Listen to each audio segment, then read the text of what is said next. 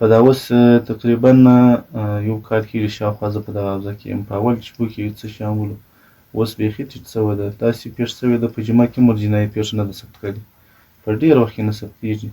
هغه چې ثبت شي هماغه داسې پېښه وي چې نه مې د جنایي پېښه وي، خو دونه مشکل نه وي، نه د دونه تشویش وړ موضوع وي چې اوس موږ ډېر په خفګان ښکاره کړو یا ډېر په خفه پاتې شو. د خلکو همکاري در سره څنګه ده؟ خلک الحمدلله په عموم کې خو د زابل ټول ولس ډېر مجاهد پرور ولس ته ډېر ښه خلک دي، مجاهدین خلک دي. زموږ سره په هر وخت کې همکاره دي، له موږ سره همکاري کوي د شپې او د ورځې. چې څه پېښه سوي دوی ټلیفونونه کوي، حتی چې موږ ځو کلیوال هغې ساحې ته راغلي موږ ته لارې برابروي چې په دغه لار راسئ، تاسې دې وکړئ، داسې وکړئ. په ډېره زیات اندازه د ولس همکاري ده له موږ سره. که دوی همکاري نه شي اوس هم موږ څه نشو کولی، ځکه چې ساحې پراخې چې موږ ځای ته رسېږو.